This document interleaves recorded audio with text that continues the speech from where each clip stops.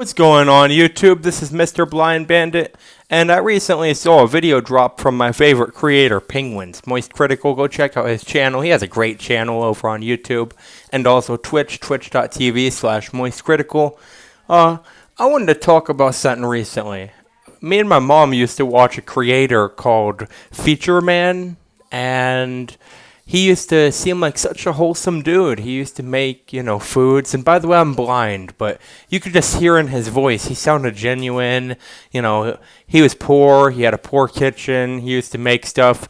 But let's take a look at this video from Moist Critical, and y'all tell me what y'all think. Well, let's go.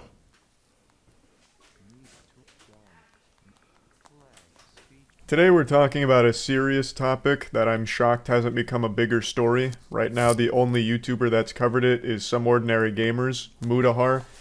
Shout out to Some Ordinary Gamers, Mudahar also. I really love his channel. He makes banger videos. Shout out to Mudahar. He's a sweet, special little angel, a butterfly with a heart of gold. Sweet, special little angel. And he's been talking about this story, or talked about it yesterday, and it's been ongoing for a little while now. It involves a beloved YouTuber that I was personally a fan of, even made a video on him a long time ago, and Me too. Such a wholesome guy, I thought, but he's not. YouTuber that I'm sure many of you have probably heard of before. Featureman. His channel used to have nearly 450,000 subscribers, but he's been losing a good handful of them now due to the story that's come out. And he's also deleted a ton of his videos. He's purged this whole channel. He burned down his whole library. He's scared. Burnt down his own Library of Alexandria here. So a lot of his biggest content no longer exists. But you probably remember him from going viral a few times for how to eat a watermelon, for example, where he kind of became this wacky watermelon old guy. He really broke the magician's code with that video. He opened everyone's third eye to the truth, the optimal way of attacking a watermelon and consuming. See, I never saw that video, but I think I've heard of it before. It. And his whole channel had always existed in this limbo, this fabric between the... I used to be subbed to his channel up until recently. I went back and I recently unsubscribed from his channel. And I'm not targeting anything towards him. It's just that, I don't like his videos after I found out what happened. Multiple counts. Just think about that. It wasn't one underage person. It was multiple underage people. Yeah, come on now. Mentions between realms of, is it satirical or is this guy serious? He's an older gentleman, and people are wondering, is he geriatric? Is he senile? Because his recipes, and that was the main bulk of his content, was like goofy. Yeah, he made recipes in his old, decrepit kitchen. Recipes were always unhinged, like digging out a hole in a watermelon and dumping fucking onion powder and... Ew, God, onion powder and a watermelon? You fucking kidding me? A shoelace in it and being like, yep, this is a good watermelon recipe, or a fucking pack of Vienna sausages and then putting mustard on it and then slamming it in between 5 pieces of bread and then putting sprinkles, like all kinds of crazy shit, really. And I mean, I used to eat Vienna sausages when I was younger. Those were actually fire, but it's lips, tips, and fingertips now. I'm good. I don't eat that.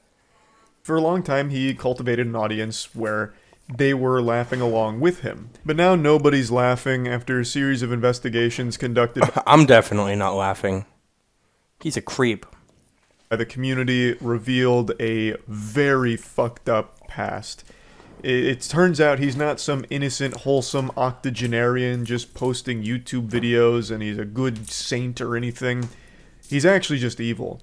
He, in the past, was facing 3 consecutive life in prison charges due to infamous crimes against nature. Infamous crimes against nature. Huh. Listen to what these are. Listen. For his sexual contact with minors. And after this... And the sentence was life in prison. And the sentence was life in prison. 3 lives in prison. Knowing what I know now about this man, I can't even listen to him without getting the heebie-jeebies. The way he's talking here sounds... Yeah, he already sounds, adjudicatory. It's like Palpatine when he's going over the Darth Plagueis the Wise story to Anakin. Many abilities deemed unnatural. Like, it's fucking terrifying, especially given what he has done. So, this is him kind of laying out the foundation that he received these 3 life in prison charges, and he maintains that it was a complete corrupt law, this infamous crimes against nature law for which he was tried and found guilty. Yeah, but he had multiple underage boys. That's sick.